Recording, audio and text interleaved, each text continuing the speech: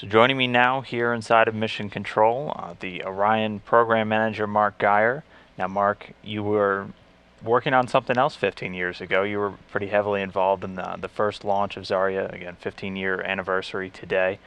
Real quick, what was your role back then? What were you doing? So there were a lot of Russian elements. There was the FGB Service Module Progress and Soyuz, and so I was the manager of all those elements and the integration into space station. So I think it was called the Russian Elements Integration Team at the time.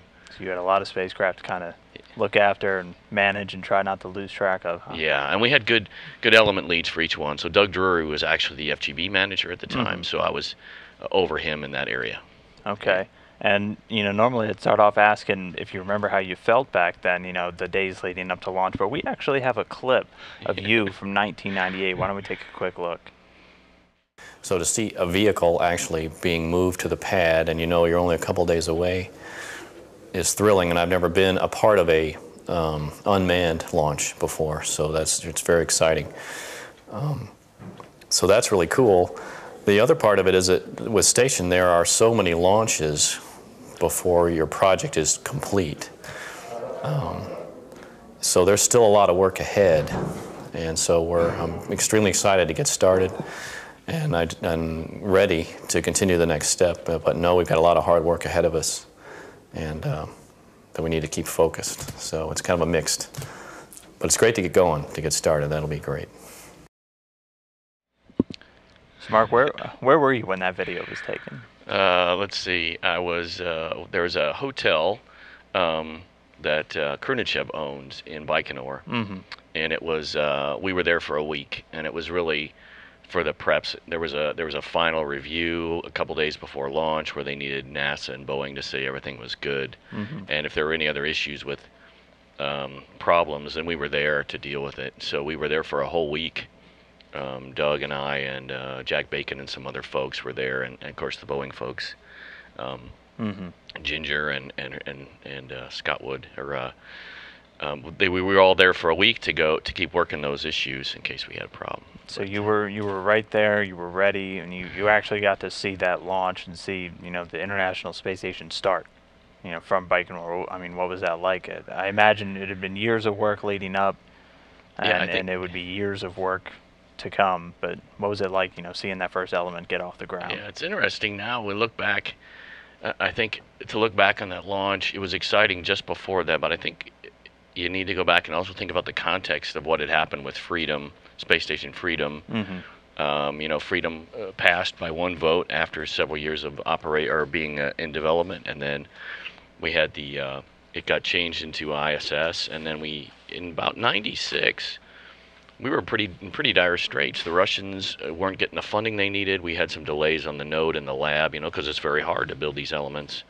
So there was a time there it was hard to say whether we would even fly. And actually, we modified FGB to allow it to have a satellite bus, the ICM, that could dock to it in case the service module never flew. We could still build out the USOS. Yeah.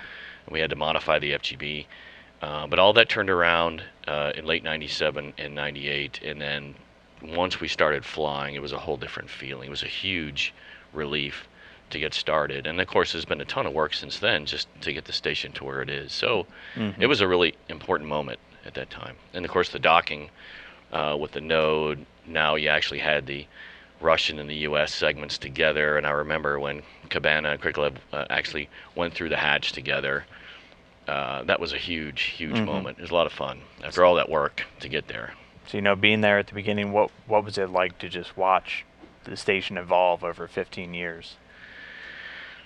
It's funny. It was a lot of work.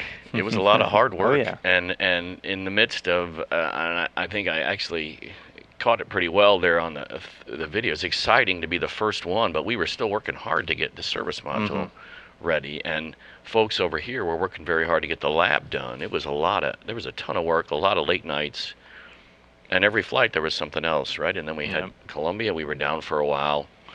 We had to learn how to operate without the shuttle, and then the shuttle came back, and we finished the assembly, and then I left around 2005. But it's funny that you're in the midst of this exciting thing, but you're always thinking about, oh, okay, I gotta work these next issues because we got this next flight You coming don't up. have a lot of time to be excited. No. You're excited for a few seconds when you see it off the ground, and then you're like, okay, we know what's next. Yeah. There's not a lot of time to enjoy it because you're off to the next thing, but Mhm. that's part of working on station. Yeah. Well, and you'd mentioned, you left station, you moved on to other programs. Now you're overseeing Orion, NASA's next generation space vehicle. It's going to go further than we've ever gone. A lot of really exciting stuff. How important, has the station been in the lead up to this? Building vehicles in space, the international partnerships, things like that. I think there's a couple things that the station's been essential to do right, or to learn from. The obvious one is that it's the most recent development program we've had, and a development program is significantly different than what I would call an operational program, like we were in the shuttle, meaning that the shuttle was hard and there were a lot of issues, of course, especially recovering from the accident. But a lot of the flow, a lot of the subcontractor base was known, so you're working on deltas. It was still very hard to do, but when a development program, you're starting from nothing. You're building up this subcontractor group, you're building on this factory, you're changing your processes. And those of us that are around, I tell people Orion is a lot like Station was in '96. And if people remember what the node was like, how hard it was to get that going, and some of the issues we had in the lab, and that's very similar to Orion. So if you have the experience with it and you've done it, you don't get discouraged. Here's the things we need to keep our minds on, and what we need to work hard on. So it's good, really good background. I also think the political environment, people that didn't work on station don't remember that we had a lot of ups and downs. Yeah. It's hard, and so if you're young and you come into Orion and go, why isn't this easy?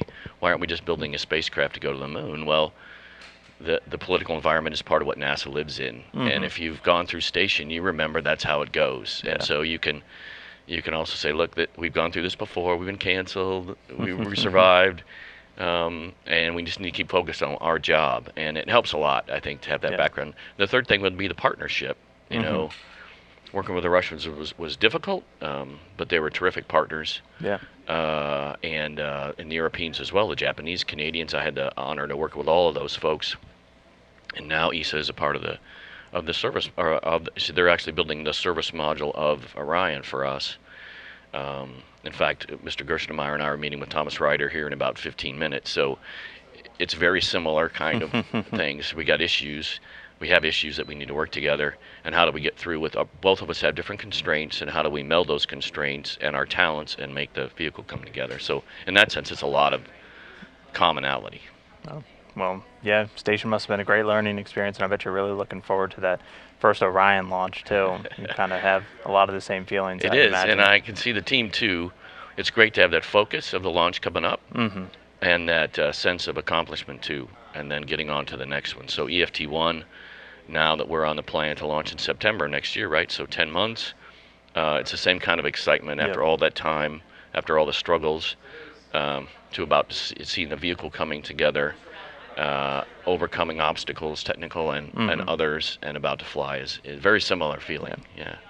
All right. Well, again, Mark Geyer, Orion Program Manager, 15 years ago, Russian Elements Manager for NASA, there when the first element, Zarya, was launched 15 years ago from Kazakhstan. Mark, thanks for coming on. Really appreciate your insight into the past and how it's really going to help push the future forward. Thank you. Thank you. Appreciate it.